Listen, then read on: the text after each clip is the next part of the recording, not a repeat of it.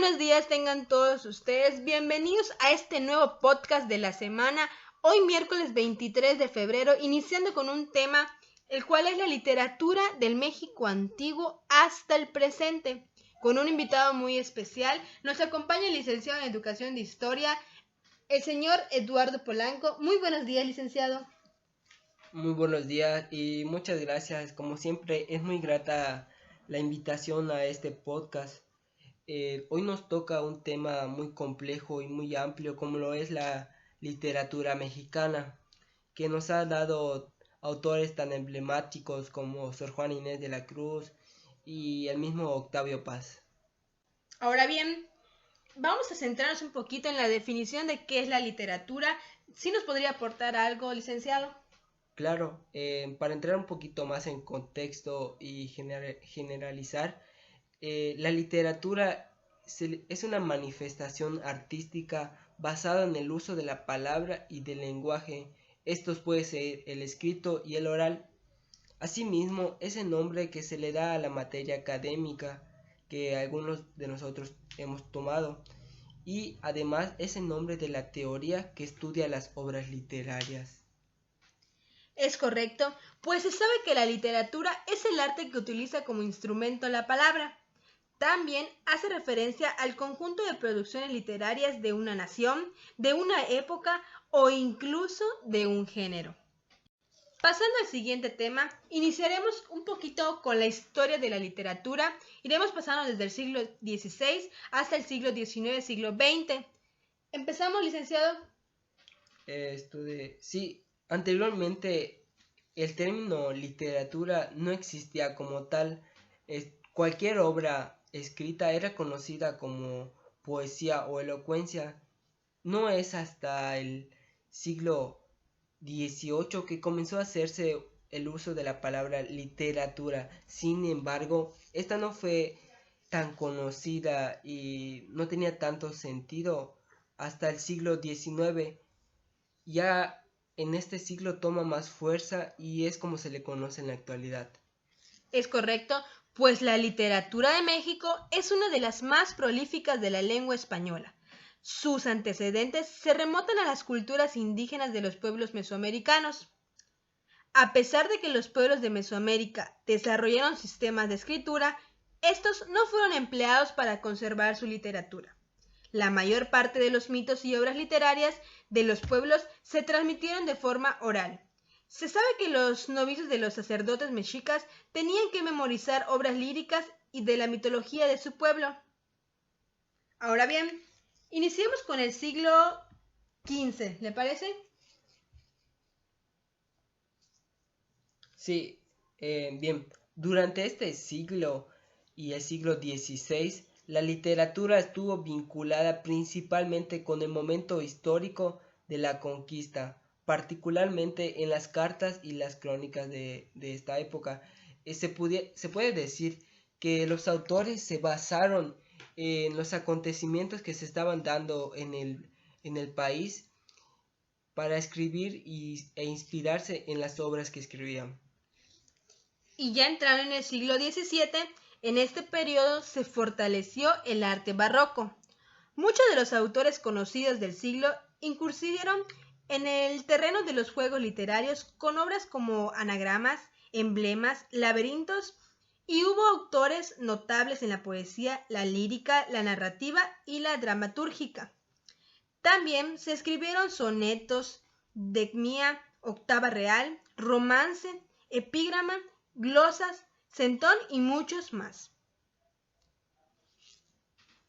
Para el siglo XVIII, durante este siglo predominaron los escritos ilustrados y clasistas. Para entrar un poquito más en contexto, para el siglo XVIII se había dado el, el- la ilustración y esto llegó de una u otra manera a América. Durante el siglo XIX hubo tres grandes corrientes, perdón, XIX hubo tres grandes corrientes literarias: el romanticismo, el realismo y el modernismo. Los escritos románticos se agruparon en cientos de asociaciones. Entre las importantes se descartan la Academia Letrán, que se fue fundada en 1836, el Liceo Hidalgo, que fue fundado en 1850, y a quienes se le etiquetó como neoclásicos o académicos en oposición. Más tarde, durante el auge del positivismo, el gusto estético cambió. Dentro de la corriente modernista, la revolución literaria originó en América Latina. Ahora bien, siglo XX, siglo XXI. En los años que van de 1900 a 1940, siguió predominando en la poesía el modernismo y en la prosa el realismo y naturalismo. Durante este periodo convivieron los representantes de la literatura decimónica con los integrantes del Ateneo de la Juventud.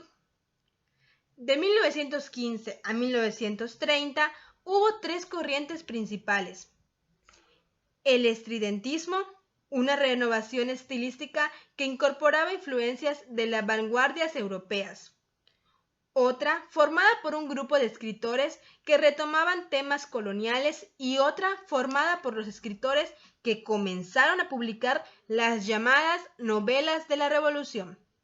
Hasta mediados de la década de 1940 hubo autores que continuaron con la narrativa realista, pero también conocieron su auge la novela indigenista y las reflexiones en torno al ser y a la cultura nacional. También surgieron nuevas generaciones poéticas agrupadas en torno a las revistas de Taller y Tierra Nueva.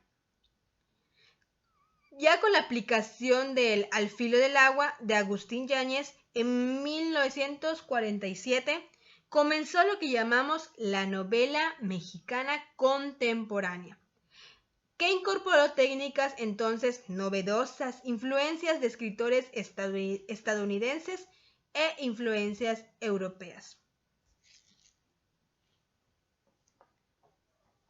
Hoy en día, esta nueva generación de narradores han conocido que el tema de la realidad, que siempre ha estado presente a lo largo de la literatura mexicana, ya no es suficiente, ya que la realidad, a final de cuentas, ya no puede ser completamente explicada y que el realismo ya no es una posibilidad. Debido a esto, todo puede llegar a escaparse como agua entre los dedos.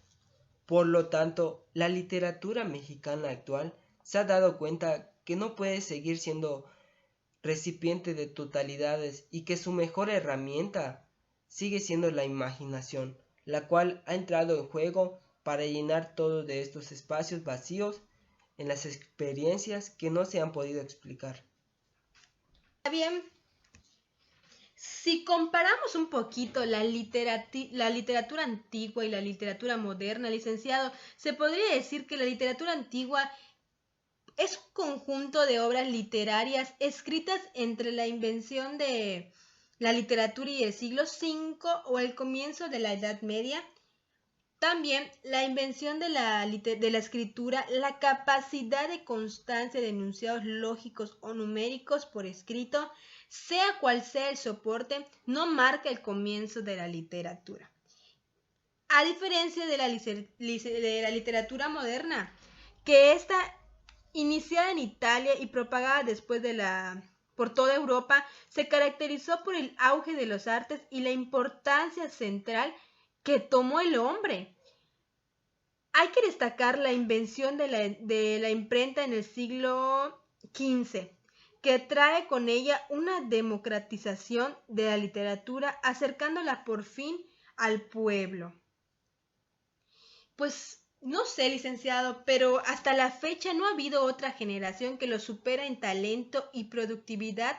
Ningún otro grupo en México ha alcanzado tal calidad literaria y nivel de compromiso con el arte. Pues los más jóvenes eran Carlos Monsiváis, 1938, y José Emilio Pacheco en 1939, se convirtieron en íconos de la cultura nacional. Así es, la literatura en México ha sufrido varios cambios a lo largo del tiempo. Por una u otra razón, la realidad ya no es la misma. Los autores van cambiando de ideas y van relatando lo que vivimos hoy en día. Pues sí, porque la literatura mexicana es fundamental en los estudios relacionados con las letras hispanoamericanas. La verdad que esta materia se centra en su estudio desde la literatura prehispánica hasta el siglo XVIII, como parte rica de la tradición cultural en la que confluye el rico devenir histórico de Occidente.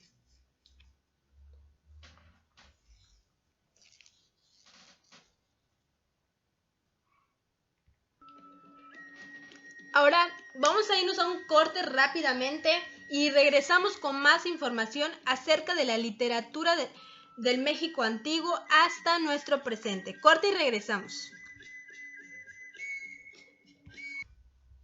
Bien, es correcto.